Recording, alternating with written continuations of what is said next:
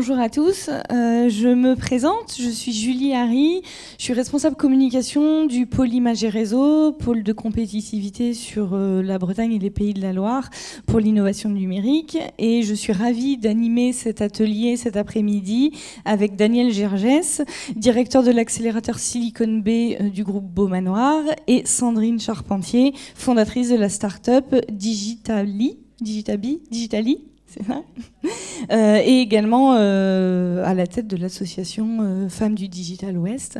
Peut-être avant de commencer cet atelier, je vais vous laisser vous présenter. Sandrine. Donc Sandrine Charpentier, bonsoir. Effectivement, je suis fondatrice de Digitali, donc j'accompagne les entreprises sur leur transformation numérique et je dirige aussi un incubateur de start-up qui s'appelle Incubator, qui s'installe bientôt à Nantes en janvier 2017, et je suis aussi présidente de l'association Femmes du Digital Ouest. Bonjour à tous, donc moi je suis Daniel Gergès, je dirige une structure qui s'appelle Silicon Bay, qui est l'incubateur du groupe Beaumanoir que je vous présenterai tout à l'heure. Et voilà. Très bien. Donc pendant 45 minutes, on va justement parler start-up, relations entre les start-up et les grands groupes, en s'appuyant sur l'exemple de Silicon Bay et du groupe Beaumanoir. Peut-être que Daniel, tu peux commencer par nous présenter le groupe et comment est né ce besoin d'avoir un accélérateur. Ok. Donc ouais, 2-3 mots sur le groupe. Alors je ne sais pas qui connaît, est-ce que vous connaissez le groupe Beaumanoir? Les marques en fait peut-être vous parlent un petit peu plus. C'est un groupe de mode, on va dire essentiellement féminine, avec les marques qui sont Cache-Cache, Bonobo, donc, qui est notre marque mixte, qui est une jeanerie mixte, Bréal, Morgan et Scottage, qui sont nos 5 marques. On est un petit peu partout sur le territoire. Il y a plus de 1500 magasins en France. Peut-être quelque chose que vous savez moins, c'est qu'il y a 1000 magasins Cache-Cache en Chine. Donc c'est un groupe qui s'est développé ces dernières années énormément en Chine. Donc au total, ça a fait à peu près 3000 magasins en fait, le groupe.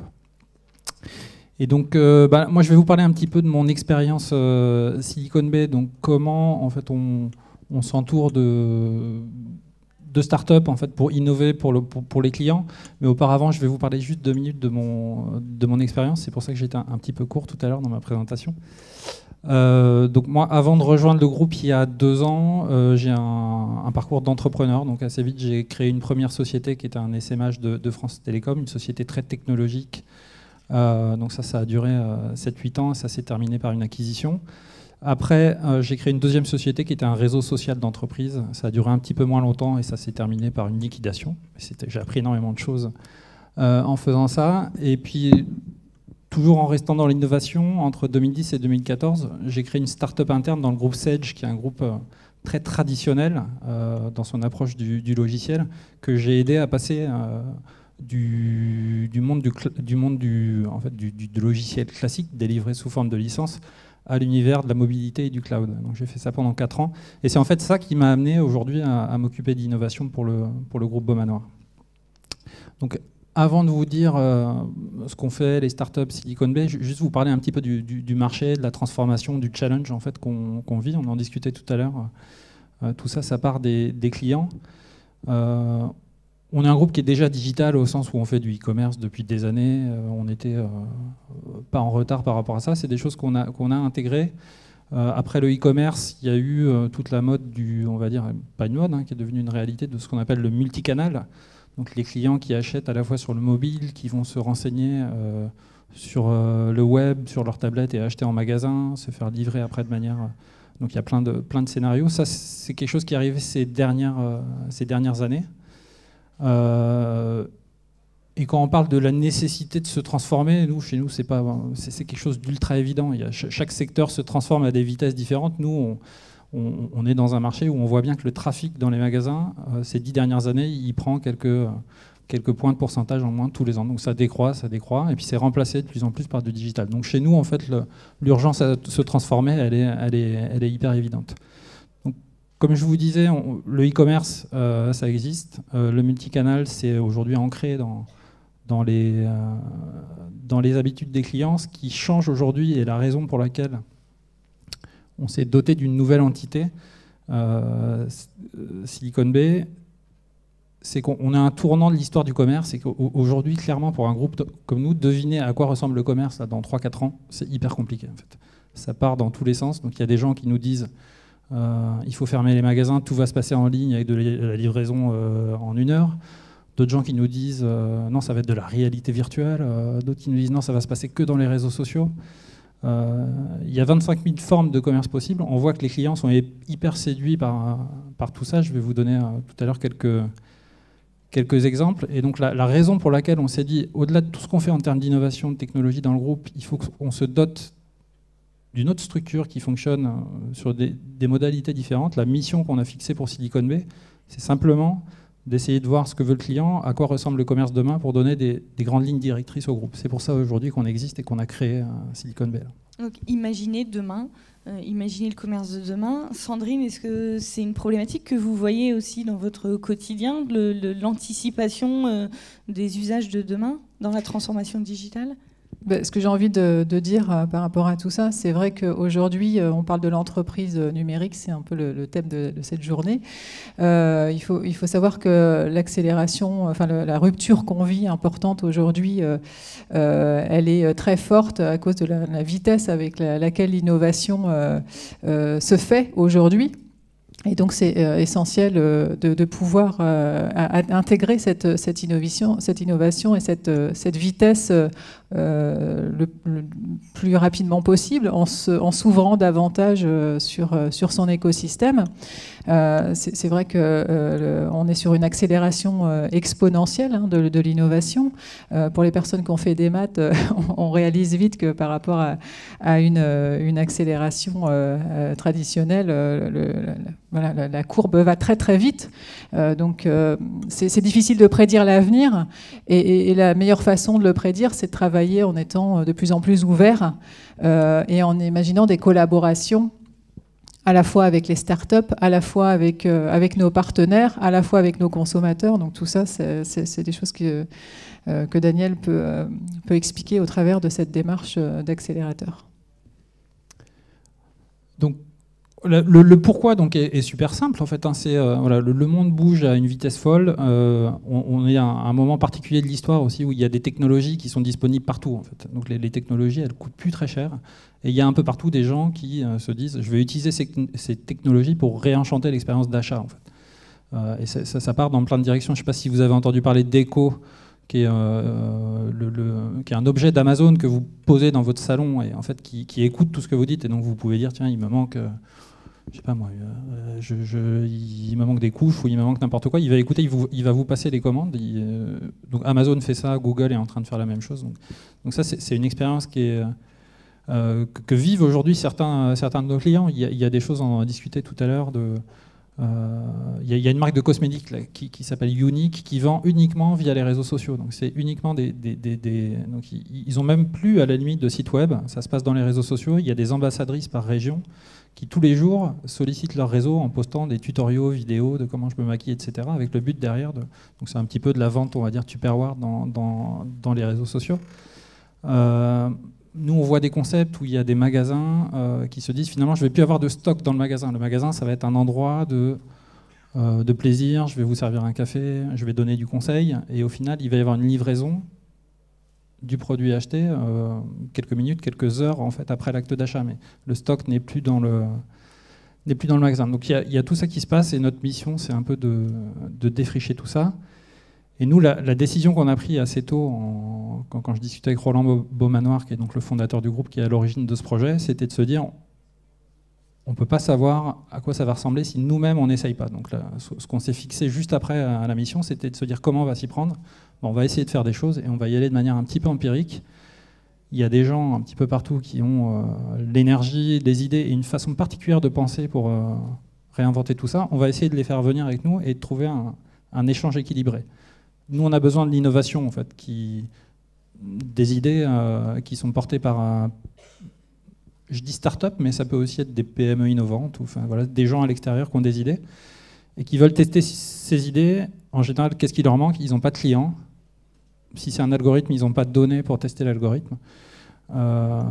Si c'est quelque chose à mettre sur un site web, ils n'ont pas le trafic sur leur site. Donc on essaye de faire cette relation entre des porteurs d'idées et nos clients en organisant un test le plus rapide possible de manière ultra pragmatique. Donc en essayant les choses pour en tirer quoi? Des apprentissages. Et c'est ce qu'on a fait depuis 1 an et demi. On l'a fait avec 4-5 startups aujourd'hui. Du coup, l'idée, c'est d'amener la culture de l'expérimentation. Est-ce que tu peux nous donner des exemples d'expériences qui ont eu lieu dans le cadre de Silicon Bay? Donc, comme je vous dis, nous, on a décidé de... Enfin, c'est pas qu'on a décidé. D'abord, pour... Comment on s'y est pris, ça a été assez pragmatique. En fait, ça c'est un truc que je voulais vous dire. Il n'y a pas vraiment de méthode pour s'organiser. En fait, nous, tous les gens qui vous disent qu'il y a une façon particulière de travailler avec les startups, c'est à chacun en fait de voir ce qui existe et puis de s'approprier sa méthode. Nous, on avait nos forces qui étaient la présence des magasins, le trafic sur les sites web, les data. Donc, en fait, avoir des clients et on s'est dit voilà, on va jouer ce rôle de premier client. C'est comme ça qu'on s'est organisé. Donc juste derrière, on a lancé un appel à projet en disant voilà, on veut faire ça. Si vous répondez à l'appel à projet, on s'engage, nous, sur une période de 3-4 mois, à devenir votre premier client donc, de manière équilibrée. Hein, on paye la start-up, c'est-à-dire il y a un vrai échange commercial. Et sur le premier appel à projet, on a eu à peu près, je crois que c'était 35, le chiffre 35 candidatures.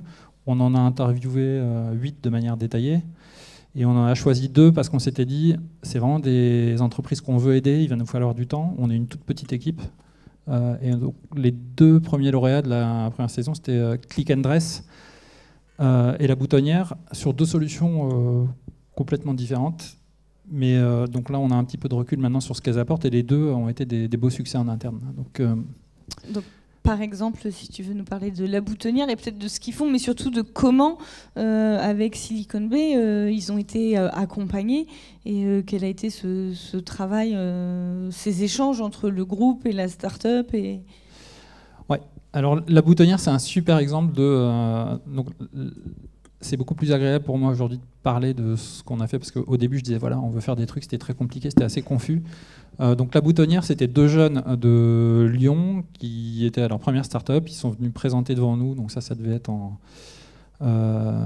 début 2015. Et ils nous ont dit, nous, on pense que dans le commerce de demain, il faut que vous laissiez vos clients s'impliquer dans le processus créatif. Donc c'est plus uniquement vous qui créez les produits pour les clients, c'est eux qui les créent avec vous. Et ils avaient un produit qui était, leur idée de produit était une sorte de marketplace où des gens pouvaient créer des produits, nous les fabriquer, etc. Et on se disait, on adore l'idée, mais en fait, on ne comprend pas le produit. On s'est rendu compte qu'eux-mêmes avaient une idée dans le monde de la mode, mais qu'ils n'avaient aucune expertise dans le monde de la mode. Et donc, ce qu'on a fait pour eux, c'est on leur a dit, venez vous asseoir chez nous pendant... on a fixé une période arbitraire de 4 mois, et on s'engage à ce que vous puissiez aller tester vos idées aussi souvent que vous le voulez sur des professionnels de la mode, donc les patrons de collection, les directeurs de marque, les responsables des flux, etc. Donc, et on leur a dit, le produit tel que vous le proposez aujourd'hui, c'est pas quelque chose auquel on croit, mais venez chez nous et puis vous avez le temps de proposer d'autres choses. Et au bout de 2 mois, ils sont arrivés à une version où on s'est dit, waouh, c'est le truc dont on a besoin. Et il y a 2 marques qui ont signé, qui étaient Bonobo et Scottage. Donc voilà, ça c'était le tout début du... Ce qui est intéressant dans cette démarche, c'est de voir qu'effectivement, dans l'approche, dans la collaboration avec les startups, c'est de pouvoir apporter justement ce soutien au quotidien, ce cadre de travail, cette rapidité d'accès au marché, tout en ayant un accompagnement bienveillant et en définissant un cadre. Parce que comme disait Daniel, c'est pas forcément, on peut pas avoir des règles bien définies sur l'accompagnement des startups et cette collaboration, mais il y a quand même des points de vigilance à avoir en tête, comme aussi s'assurer que la start-up a un positionnement marché et une vision qui peut s'étendre au-delà de la collaboration stratégique. Parce qu'une start-up doit rester libre, sous peine parfois d'être tuée dans l'œuf sur des collaborations avec des grands groupes qui sont peut-être un peu trop intrusifs dans le modèle, et puis d'offrir justement cette collaboration, cet accompagnement où chacun apprend de l'autre avec cette culture très forte de l'expérimentation, parce qu'encore une fois, sur ce sujet-là, dans l'entreprise, il est quand même nécessaire d'intégrer cette notion d'expérimentation qui est vraiment essentielle dans la démarche. Et ouais, comme tu dis, avec un vrai risque. Alors moi, pour le coup, moi, j'avais aucune expertise mode ni commerce, hein, mais j'ai juste une expertise startup. Donc moi, j'étais un peu le garant que, au final, il se fasse pas aspirer par les besoins du groupe, qu'il fasse pas une solution spécifique au groupe. Donc, qu'est-ce qui s'est passé avec eux? Donc, ils sont arrivés avec une idée qui était la bonne idée. Ils sont rentrés en mode production. Donc, finalement, très très vite, ils ont cassé leur produit de départ et ils se sont mis en situation de faire une expérience avec ces deux marques. Et là, c'était rigolo parce que les deux marques, il y avait un peu deux attendus en termes de ROI. Le premier, c'était je vais faire jouer mes clients, les faire participer à quelque chose de marrant. Donc, créer des vêtements avec nous. Et déjà, s'ils jouent avec nous, s'ils s'impliquent, s'il y a des modèles qui sont créés, si les gens votent, les marques étaient contentes. Et ils croyaient absolument pas. Et ça, ils me l'ont dit après, ça. Ils croyaient absolument pas que ce qui sortirait en fait, de ces campagnes ferait des bons produits. En fait. Donc les campagnes ont été lancées de manière un petit peu différente pour les deux marques, mais elles ont bien marché sur les deux. Sur Bonobo, c'était un concours de design. Fallait designer la marinière de la saison. Il y a eu, pour vous donner un ordre d'idée, à peu près 350, je crois, soumissions. Donc là, c'est vraiment des gens qui savent dessiner, qui ont posté des propositions. Il y a eu à peu près 70 000 votes sur les modèles. Et après, la marque s'engage à dire, sur ceux qui sont le plus votés, je vais prendre les 3-4 premiers, je vais les produire et je vais les mettre en magasin. Et la première marque qui a fait ça, c'était Bonobo. Et ce qui était rigolo, ça aussi, ils me l'ont dit après, les modèles qui ont été créés ont été jugés vraiment pas au niveau par les stylistes et par les équipes. Et il y a eu même questionnement de se dire, tiens, on ne va pas les produire, on ne va pas les mettre en magasin. Au final, ce qui s'est passé, c'est que ces produits en magasin, ils se sont vendus 3 à 4 fois plus que la moyenne des produits qu'on fait dans les rayons qui correspondaient. Donc ça a été le cas sur une première campagne, on s'est dit, c'est peut-être un hasard. Ça a été pareil sur la deuxième, ça a été pareil sur la première d'une autre marque, et ça continue là, dans tout ce qu'on fait. Donc les deux marques là, ont décidé maintenant de ritualiser ça. Donc c'est devenu quelque chose de récurrent qui se passe plusieurs fois par an et qu'on a intégré dans les offres. Pour un truc où, au départ, il y avait juste une idée, pas le bon produit, et même sur l'idée, on y croyait, nous, assez moyennement. Du coup, ça veut dire aussi que cette collaboration a changé la façon de travailler du groupe, des designers, des marques concernées. Est-ce que la transformation s'est fait aussi dans l'autre sens? Forcément, ça touche toutes les équipes après, parce que ça, c'est ce qu'il faut voir aussi, c'est que donc nous, on est dans des groupes, c'est 13 000 collaborateurs, hein, le groupe. Donc, on souffre des maladies dont souffrent tous les grands groupes, de travailler en silo, etc. Donc, ces projets sont aussi des prétextes pour faire travailler tout le monde, parce que cette solution, il faut la mettre technologiquement, la greffer au site web, mais après, c'est les stylistes qui font la sélection des premiers modèles qu'on propose quand c'est de la configuration de modèles. Il y a la production des vêtements, c'est-à-dire si moi je propose une marinière et qu'elle est sélectionnée, les stylistes vont rebosser avec moi pour en faire un produit. Tout ça, ça part en magasin. En magasin, il y a de la PLV, donc ça touche vraiment, ça touche vraiment toutes les couches de l'entreprise, et ce parcours est hyper intéressant. Et ça se termine, nous, il y a un truc qui est rigolo avec eux, c'est que les gagnantes du concours, au moment où elles sont sélectionnées, au-delà de recevoir une petite somme en argent et puis d'avoir leur modèle dans les magasins, elles sont invitées à passer une journée en fait, au contact des équipes. Donc là, pour le coup, toutes les équipes après sont confrontées à ces clientes qui, pour le coup, c'est un truc qu'on fait jamais, hein, qui viennent au siège chez nous, au milieu des équipes, et qui passent une journée un petit peu dingue. Donc ça touche vraiment un petit peu tout le monde. Je ne sais plus si c'était la question de départ. Mais c'est la question. Peut-être que Sandrine, tu peux compléter sur cet aspect accompagnement de l'interne, entre guillemets, du groupe sur le... Alors, il y a l'interne, effectivement, et encore une fois, je trouve que ça rejoint cette idée de s'ouvrir et dans l'innovation et ce qu'on appelle l'open innovation, vraiment de s'ouvrir et de faire davantage de crowdsourcing, d'aller avec ses partenaires, avec ses clients, avec tout son écosystème, justement, pouvoir imaginer les produits de demain. Donc forcément, ça bouleverse l'organisation de l'entreprise. Comme le disait Daniel, en silo, l'entreprise doit aussi se fluidifier, et ça le permet justement quand on va vers ce type de démarche. Donc c'est aussi très intéressant d'aller vers l'extérieur davantage. Et le deuxième exemple, c'était celui de Click and Dress. Est-ce que tu veux nous en parler? Eh bien non. Non, très bien. Ok, bon, on passe à la suite. Non, Click and Dress, dans le contrat de départ, il faut prendre des risques, il faut essayer plein de choses et autoriser à faire des erreurs. Au final, on a été plutôt précautionneux parce qu'on n'a fait que 2-3 projets, on les a bien accompagnés, puis on a eu un peu de nez aussi pour les choisir. Click and Dress a aussi été une belle surprise. Eux, ils répondent à un autre besoin qu'on a dans le e-commerce mode, c'est le choix de la taille. En e-commerce, c'est la première raison de non-achat, c'est j'ai un doute sur la taille et je ne peux pas vérifier. Donc en fait, il y a plein de gens qui travaillent à des approches là-dessus. Donc il y a des gens, ils veulent vous faire rentrer dans des cabines, vous mettez tout nu, ils vous scannent, et puis après il y a un modèle en 3D de votre corps. Mais bon, c'est une expérience assez particulière à vivre. Il y a des systèmes par téléphone où il faut le prendre comme ça et faire un peu la même chose. Il y a des systèmes où on se mesure, mais c'est un peu compliqué aussi. Eux, ils sont partis sur une approche big data. Vous donnez âge, poids, taille, et vous répondez à 2 questions qui sont différentes selon que vous êtes un homme ou une femme, et ils vous calculent vos mensurations de manière plus précise que si vous le faisiez vous-même. En fait, il y a une marge d'erreur assez forte quand on se mesure nous-mêmes. Et donc, ils sont capables de dire sur ce vêtement, voilà la taille qu'il vous faut, en fait.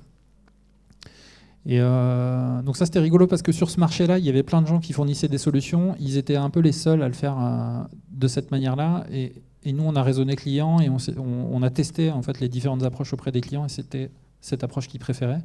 Et donc avec eux, ils avaient déjà le produit, mais ils n'avaient pas de clients. Donc on a fait un chemin un peu différent qui était de se dire en 4 mois, on veut que le site soit sur le web, que les clients l'utilisent et qu'on puisse en tirer des apprentissages. Et donc c'est ce qu'on a fait. C'est ce qu'on a fait avec eux. Donc, c'était un sacré challenge de réussir sur un temps aussi court de mobiliser les équipes, mais on a réussi. Et là, on est au stade où on a quelques mois maintenant de recul sur la solution. Et on a aussi eu des surprises sur... on a appris des choses auxquelles on ne s'attendait pas. Eux, ils nous disaient, vous allez baisser le taux de retour. Donc ça baisse effectivement de 30% le taux de retour. Vous allez améliorer la conversion sur le site web. Vous allez augmenter aussi le panier moyen. Bon, tout ça, ça s'est vérifié.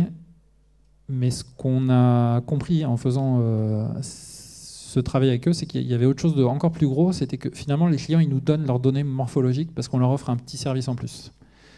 Et donc, en contrepartie de ce service, ils sont OK pour nous donner leur mensuration, quoi. Et donc, depuis, je ne vais pas vous donner les chiffres exacts, mais on a collecté plusieurs centaines de milliers de profils morphologiques depuis le lancement du projet. Et en termes d'exploitation de ce qu'on peut faire de ces données, c'est 10 fois plus fort que tout ce qu'on gagne sur le web, en fait. Puisque maintenant, on est capable de dire à ces clients-là, et on pense que ces vêtements, en fait, ils vous vont bien. Regardez, donc d'aller vers quelque chose de beaucoup plus personnalisé. Et ça, on ne l'avait pas forcément vu au début ou perçu. Donc c'est voilà, ça, c'était le principal apprentissage qu'on a eu dans ce projet.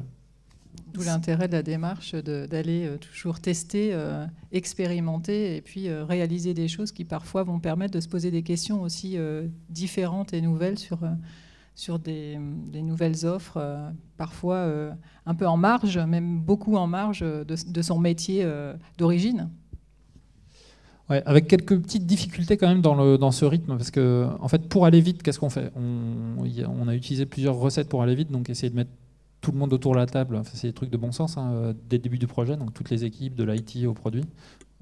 Quand il y a eu des questions sur on ne comprend pas le business model, on ne sait pas si ça va marcher, etc., on a dit c'est nous qui payons en fait, pendant 6 mois, et puis si vous êtes content, vous pourrez prendre le relais, et là on aura les datas et vous aurez le business model. Et puis il y a aussi toute la lourdeur juridique qu'on peut avoir, qu'on a essayé de couper en enlevant en découpant le projet en lots et en disant on y va déjà sur le lot 1 et on verra après. Mais le problème qu'on a dans des groupes comme nous, c'est qu'on est habitué à faire un projet, il a un début, une fin, puis après on fait un autre projet sur autre chose. Et donc c'est pas naturel pour des groupes comme ça de se dire juste après la phase 1, je fais la phase 2, etc. Donc là, on a eu un petit délai entre la fin de ce projet et ce qu'on imaginait comme étant le début des phases d'après, en fait. Voilà, ça c'est aussi des choses qu'on découvre. C'est très intéressant aussi parce que voilà, on teste une solution qui parfois peut être un premier niveau. Ensuite, on obtient du feedback et on progresse tout le temps avec ces phases de test et de feedback qui permettent d'arriver à une solution idéale. Et c'est aussi un des axes clés de l'agilité aujourd'hui en entreprise. Donc ça veut dire que comment toi tu fonctionnes, Daniel, tu es en veille permanente sur les startups, donc il y a des appels à projets, il y a des... Comment aujourd'hui je suis une startup ou une PME innovante et potentiellement j'ai peut-être quelque chose à apporter, comment je fais concrètement? Ouais, donc il y a les temps forts qui sont les appels à projets, donc ça c'est à peu près 2 fois par an. Après nous-mêmes on est présents, un peu comme aujourd'hui, on raconte on est naturellement, on partage beaucoup de choses, donc on essaie d'être présent un petit peu partout et on adore discuter. Donc on intègre aussi des projets au fil de l'eau, c'est-à-dire en dehors des appels à projets. Globalement, étant l'accélérateur du groupe Beaumanoir, on a eu aussi beaucoup de communication et ça a aidé le groupe parce que on communique sur des choses elles-mêmes assez innovantes. Mais l'accélérateur vraiment est porté par la notoriété du groupe derrière. Et je pense qu'il l'est parce qu'on fait une promesse assez simple et qu'on essaie de réaliser, qui est de dire vous aurez accès aux clients. En fait. Ça, j'ai envie de dire, c'est un peu le truc clé. Les startups, elles sont aujourd'hui démarchées par 10 milliards de dispositifs de gens qui veulent les aider, les accompagner. En fait, c'est qu'est-ce que vous offrez? Est-ce que ça a vraiment de la valeur pour eux, en fait? Je te vois hocher de la tête, Sandrine. Tu vois la même chose dans tes activités et notamment dans l'accélérateur? Effectivement, ce qui est essentiel pour une start-up, encore une fois, on a un modèle défini ou une idée, la grande idée toujours, et on va essayer de réfléchir sur comment optimiser cette idée. Et le meilleur moyen de la tester, cette idée, c'est d'aller le plus rapidement sur le marché, donc d'avoir effectivement cette collaboration avec les grands groupes qui permet de cet accès au marché rapide. C'est forcément le moyen le plus sûr de pouvoir s'assurer qu'on va dans la bonne direction et qu'on répond à un besoin avec tout cet accompagnement dont on peut bénéficier quand on est adossé à un grand groupe. Et en tant que start-up aussi, on sait que 60% aujourd'hui des licornes et des belles start-up ont parmi leurs actionnaires un grand groupe industriel aussi. La plupart, même plus de 60% aussi des 500 plus grosses entreprises françaises ont mis en place des démarches d'open innovation et de collaboration avec les startups. Donc c'est vraiment une collaboration qui, bien gérée et clairement définie, permet à la fois aux startups et aux entreprises plus importantes ou plus traditionnelles de s'enrichir mutuellement et d'aller vers cette accélération qui est aujourd'hui essentielle dans le monde dans lequel on vit. Et justement, des startups, il y en a beaucoup. Il y en a tous les jours qui se créent. Comment est-ce qu'on peut dire comment un groupe peut choisir la bonne startup ou comment on fait pour savoir qu'on parie entre guillemets sur le bon cheval?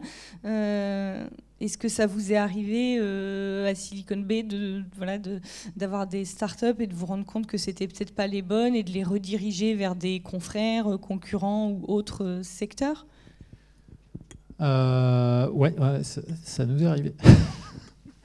Non, en fait, pour les choisir, c'est assez simple, il faut être assez méthodique. Le deuxième appel à projet, on a eu une centaine en fait, de candidatures, donc il faut savoir ce qu'on cherche. En fait. Donc, nous, on a développé notre propre grille d'analyse qui est assez simple. Dans les critères, je ne vais pas tous vous les lister, mais nous, on s'intéresse quand même principalement à des choses qui changent l'avenir du commerce. En fait. Donc, on n'est pas sur des solutions qui amènent un petit plus incrémental. C'est des choses qui changent notre façon de travailler. Après, il y a évidemment sur les gens, en fait, sur la qualité des fondateurs, indépendamment de l'idée. Et il y a un troisième critère, c'est est-ce qu'on peut vraiment les aider? Parce que des fois, on voit des super projets, mais on se dit finalement, en fait, ils vont se développer sans nous. On ne va pas leur apporter ce qu'ils pensent en fait, qu'on peut leur fournir. Et là, soit on décide de travailler autrement avec eux en étant leurs clients, passant par les schémas classiques, soit on ne fait pas. Après, ce qui est plus compliqué, c'est que, on l'a vu sur le deuxième appel à projet, sur le premier, on a développé une relation de confiance avec les entrepreneurs et ça prend un peu de temps. Et quand on repart avec d'autres startups, on a l'impression que cette relation existe, mais elle est à reconstruire. Et des fois, ça passe pas. En fait, on n'a pas le temps sur la présélection ou sur la journée de pitch de voir si on va bien s'entendre avec les entrepreneurs. Et donc ça, c'est ce qui peut un peu se passer. Et qui s'est passé une fois sans donner aucun nom. Et voilà, et simplement à ce moment-là, on a une sorte de mini période d'essai. Au bout d'un moment, on convient de dire sur le papier c'était super, mais dans les faits, non. Chacun va continuer sa route indépendamment. Mais on ne le redirige pas vers des concurrents dans ces cas-là. Non, ou vers d'autres groupes. Alors ça aussi nous est arrivé. Tous ces dispositifs d'accompagnement, on bosse fréquemment ensemble. Donc il y a beaucoup de collaboration en fait. Tu veux réagir à ça, Sandrine ? Oui, effectivement. Comme le disait Daniel, je pense que ce qui est important, c'est aussi de valider qu'on a une vision partagée d'où on veut aller ensemble dans le projet. C'est assez essentiel dans un premier stade de sélection. Et puis, effectivement, l'idée est toujours importante, bien évidemment, mais l'idée, elle a le temps de faire son chemin et d'évoluer et de se transformer aussi. Et c'est aussi beaucoup les porteurs de projets qui vont pouvoir aussi être à même de porter cette innovation et cette collaboration. Donc, c'est essentiel avant de s'engager de s'assurer que les porteurs de projets ou les créateurs de start-up ou créatrices vont pouvoir être en accord avec ce qu'on attend et la vision qu'on peut partager ensemble de ce projet, de cette collaboration, avec un cadre à définir aussi, parce qu'il y a aussi un certain nombre de sujets qui relèvent du juridique, notamment, on en parlait tout à l'heure, de définir aussi autour de le droit sur la propriété, de définir aussi des accords, des conventions de commercialisation, de bien cadrer aussi la collaboration pour éviter des écueils qui parfois peuvent être compliqués à gérer au quotidien dans ce type de collaboration. Justement, là-dessus, avec les deux exemples dont tu parlais, comment c'est cadré? Est-ce qu'ils sont... tout à l'heure, Sandrine disait que la start-up doit être libre et pas être dépendante d'un seul groupe. Aujourd'hui, ces deux exemples, ils en sont où? Donc c'est des sociétés indépendantes. Nous, on n'est pas rentré à leur capital. Dans la première version de notre modèle, il n'y avait pas de notion de prise de participation au capital. Donc on a fourni une aide que nous, on estime équilibrée, c'est-à-dire qu'on a été un facilitateur de leur relation. On est devenu leur premier client. Pour leurs services, on les a payés. Après, on est allé un peu au-delà, c'est-à-dire qu'on les a aidés en termes de business développement en faisant de la mise en relation avec notre entourage, donc d'autres grands groupes dans pas mal d'univers. Bien sûr, on n'est pas non plus naïf, on ne va pas les mettre en relation avec nos concurrents directs, mais le marché est très grand. Ça, c'était la version 1 de notre modèle. Quand les startups et donc ces deux startups, elles se développent extrêmement bien. Quand elles sont venues témoigner au lancement de notre deuxième appel à projet, on s'est dit on passe quand même beaucoup de temps à les aider, on fait énormément d'efforts. Maintenant qu'on a rodé le modèle, ce ne serait pas idiot qu'on rentre dans une démarche un peu plus rationnelle où en contrepartie de l'aide qu'on apporte, on prendrait une participation en fait, dans la startup. Donc ça, c'est des sujets qu'on est en train d'implémenter maintenant.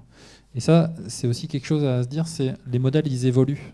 Il ne faut pas chercher à avoir tout bon dès le départ. Je pense que si on avait mis la prise de participation sur le premier round, on n'aurait eu personne parce qu'en fait, on n'aurait pas su communiquer sur notre valeur ajoutée. Maintenant, on sait le faire, ça se passe plutôt bien. Donc, voilà. Probablement que sur les sessions d'après, il y a encore des paramètres qui vont bouger. Mais... Donc, le prochain appel à projet, en termes de calendrier il sera courant 2017, on n'a même pas encore la date. Ce sera avant l'été 2017, je pense. Donc ça arrive.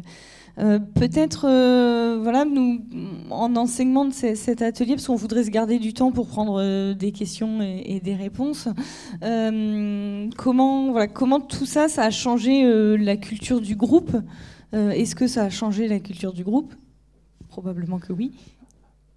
Ouais, d'une certaine manière. Après, il ne faut pas chercher à mettre dans toutes les attentes sur des projets comme ça. En fait.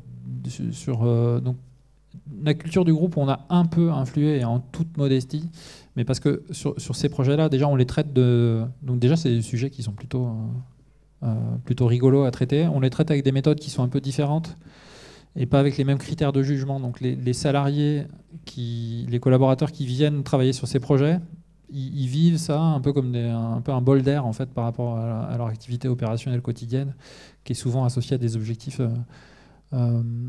assez court terme. Donc, ça participe à changer la culture du groupe.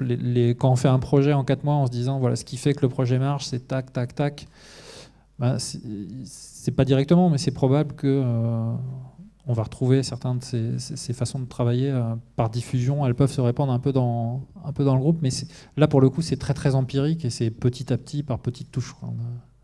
J'ai l'impression, Sandrine, que la vitesse est un critère important Et enfin, moi, je sais que dans les activités du pôle Imagerie Réseau, alors on est plutôt sur de la R&D, donc voilà, c'est pas pareil. Mais on se rend compte quand même que les PME ou les startups et les grands groupes, ils ont pas quand on les met ensemble pour qu'ils fassent de la R&D ensemble, ils ont pas du tout la même temporalité. Et là, on voit bien que c'est quand même important, la vitesse. Comment tu vois ça, toi ?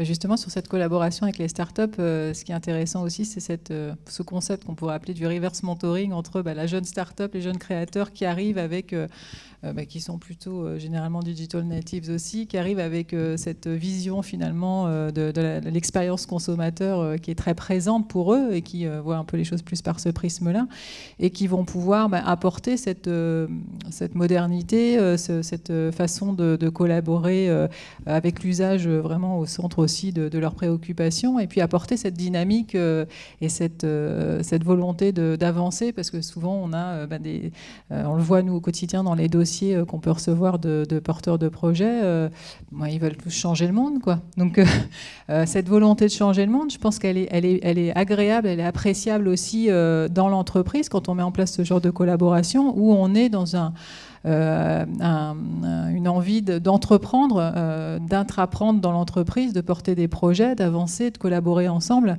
de revoir des modèles et donner davantage de sens aussi à ce qu'on fait. Et c'est vrai, quand Daniel parle de bulles d'oxygène, enfin d'aparté dans son quotidien grâce à cet accompagnement de Silicon Bay, c'est ça, c'est aussi se dire qu'on est dans cet esprit d'imaginer un sens, une vision un peu différente aussi de ce qu'on fait au quotidien. Donc ça apporte beaucoup à l'entreprise en termes de culture, de changement, parce qu'on est aussi dans un temps, une période où le changement est fort, comme je disais tout à l'heure, très accéléré. Et bien évidemment, ça remet plein de choses en question, en cause, et cette collaboration peut être intéressante. Tu as parlé là juste d'intrapreneuriat, je réagis. Est-ce que du coup de faire venir des startups de l'extérieur dans l'environnement Beaumanoir, est-ce que ça a déclenché des envies ou des projets internes et de l'intrapreneuriat ? Ouais, alors c'est toujours une définition compliquée, intrapreneuriat, mais on a eu deux projets en fait qui sont nés. Donc un qui est passé par Silicon Bay et puis qui est reparti. Et un qui est actuellement dans Silicon Bay, qui sont des salariés du groupe, à des endroits complètement divers. Donc un qui est sorti plutôt de la partie IT Big Data, et l'autre qui est porté par un des anciens dirigeants d'une des marques du groupe, qui est actuellement en fait dans le... Donc ouais, effectivement, ça donne ça à la fin. Ça, on l'avait pas complètement prévu non plus. Vous ne l'aviez pas prévu non plus, et au final, ça montre que les deux mondes infusent et qu'il y a un système un peu de vase communicant. Ouais, exactement. Et puis là, on parlait de la boutonnière, de Click and Dress. C'est aussi des gens avec qui on a noué des relations assez fortes, et des fois, on les fait intervenir sur des problématiques qui n'ont rien à voir avec leur métier, mais juste pour profiter un peu de leur façon différente d'appréhender les problèmes qu'on a. Ils réfléchissent pas comme nous, donc voilà, ça c'est pareil, c'est des trucs qu'on invente un peu au fil de l'eau, il n'y a pas vraiment de méthode là-dessus. Ils réfléchissent pas comme vous, et ils vous poussent un peu dans vos retranchements, ou des fois déjà, ils sont plus jeunes en fait. C'est tout bête, mais quand tu parlais de digital native, leurs références, en fait, à eux, c'est déjà intéressant de les interviewer en tant que consommateurs. En fait. Et après, dans la manière dont ils peuvent résoudre les problèmes qu'on a en face de nous, c'est sûr qu'ils les abordent pas.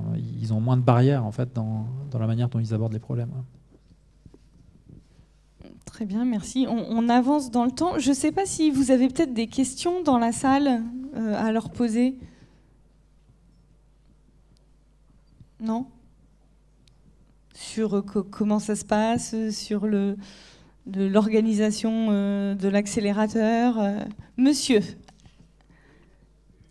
Une alternative aurait sans doute été de créer un laboratoire d'innovation interne plutôt que d'aller chercher l'innovation à l'extérieur. On comprend bien que les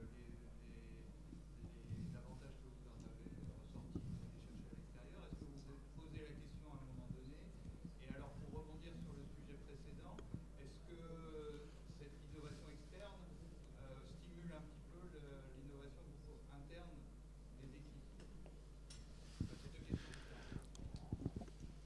Ouais.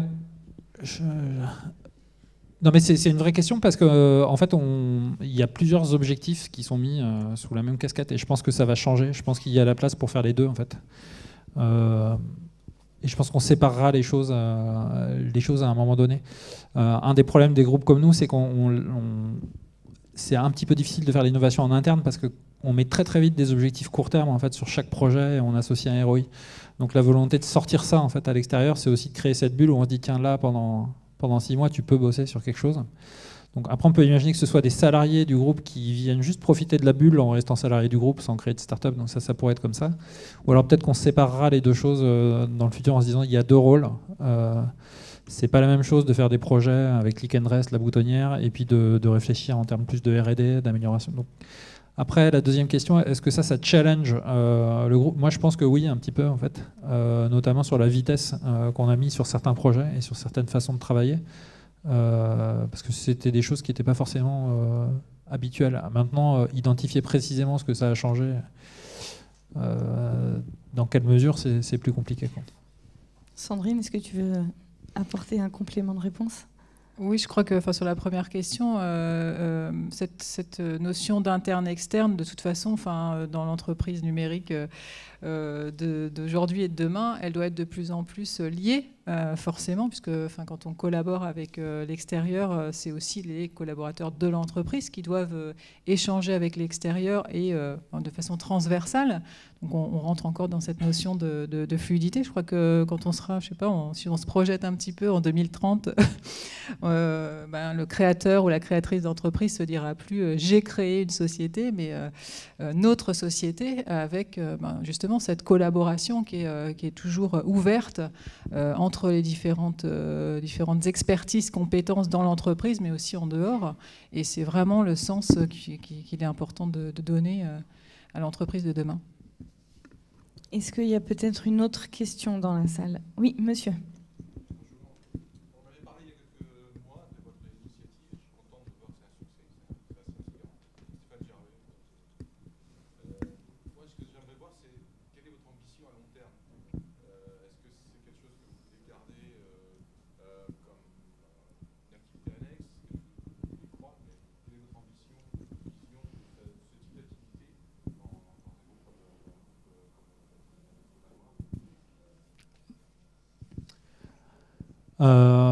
C'est un projet qui est assez personnel en fait au fondateur du groupe. Donc il a mis plusieurs attentes derrière ce projet. Il y en avait une qui était d'aider le groupe à obtenir, voilà, d'être un peu en mission de tête chercheuse. Donc ça, on a trouvé à peu près les outils pour le faire, mais probablement, comme disait monsieur, ça va être une partie de ça va revenir à l'intérieur du groupe. Les méthodes, elles vont se diffuser, et puis ça sera du business as usual demain, quoi. Après, il y a un autre sujet qui est de se dire, et je vous ai pas parlé d'autres projets qu'on fait à côté, mais c'est comment on lance de nouvelles activités qui n'ont rien à voir avec, potentiellement avec le. Ça reste du commerce, c'est pas forcément en fait du commerce de textile. Donc on a des projets dans ce sens-là. Donc ça, ce sera aussi un critère, c'est est-ce que ces activités décollent. Et après, il y a un troisième axe qui est lié à notre territoire malouin, qui est quelque chose d'important pour le groupe. Un groupe de cette envergure basé à Saint-Malo, il y en a quelques-uns, mais il y en a peu. Et donc il y a cette idée de dire on va, alors là peut-être en utilisant des méthodes un peu différentes que ce qu'on a utilisé, mais créer un écosystème local avec beaucoup de gens qui travaillent en réseau, qui sont dans l'innovation, des PME innovantes, des startups, etc. Ça, on est au stade un petit peu vraiment très préliminaire là-dessus. C'était un des objectifs sur lesquels on n'a pas du tout avancé. Donc si on continue à avancer, ce sera aussi dans ces deux directions-là. L'écosystème, quand tu dis écosystème, c'est donc les PME, les startups, mais c'est aussi les clusters, les French Tech, les technopoles, tout ce qui existe autour du numérique. C'est des emplois, en fait, ouais, au sens large, de gens qui ont des idées, qui font des choses marrantes sur nos domaines. Une autre question, peut-être. À Saint-Malo. À Saint-Malo. Une autre question, peut-être au fond, madame.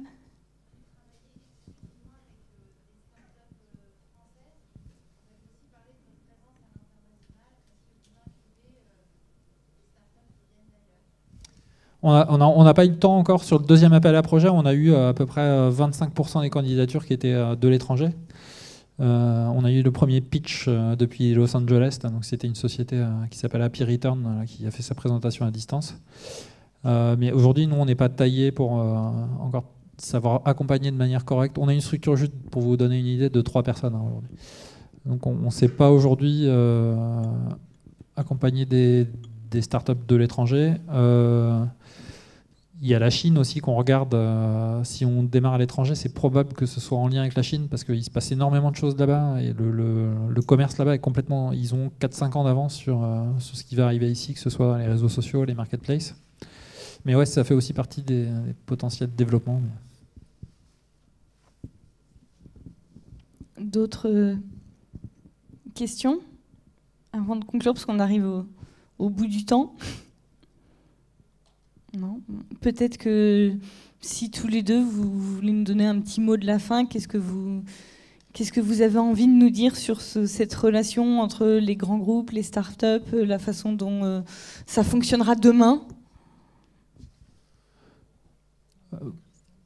Votre boule de cristal. Non, moi ce que j'ai remarqué, c'est ce que je disais un petit peu en introduction, il n'y a pas de méthode, c'est à chacun, en fonction des objectifs qui doivent être à minima clairs. Nous, c'était être une tête chercheuse, d'inventer ces méthodes et puis de se dire, faut aussi, nous on se considère nous-mêmes comme une start-up en se disant, le modèle il va bouger. Et s'il y a une chose dont je suis persuadé, c'est que le modèle de 2017-2018, il y aura pas mal de changements par rapport à ce qu'on fait aujourd'hui. Ça c'est sûr. C'est sûr que quand on regarde il y a 15 ans, Google était assez balbutiement. Les digital natives, on n'en avait jamais entendu parler. Les GAFA, encore moins. Donc, si on se projette très loin, c'est un petit peu difficile de pouvoir prédire l'avenir et de jouer les gourous.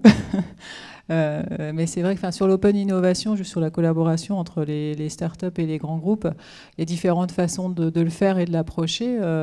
Ça peut être effectivement des prises de participation dans le capital de startup et là d'être plutôt aussi dans une position de partenaire mais d'actionnaire, donc avec une relation un peu différente. Il y a aussi l'accompagnement de concours de start-up, d'encourager des porteurs de projets en les accompagnant sur des dotations, sur des concours, en les valorisant. Il y a aussi des grands groupes comme, je pense à la SNCF notamment, qui sont plutôt dans un partenariat de mise à disposition de moyens techniques ou business, comme la SNCF qui partage ses données. Il y a effectivement le coaching et puis l'accompagnement, comme on peut le voir dans une structure d'accélération. Voilà, donc il y a différentes façons d'imaginer cette ouverture vers les startups et vers l'innovation collaborative et collective. Après, à chaque entreprise aussi de réfléchir à ses objectifs et à sa vision long terme aussi sur le sujet. Très bien, et merci beaucoup à tous les deux. Je pense que vous pouvez... Ah, une dernière question, je vois un petit doigt se lever.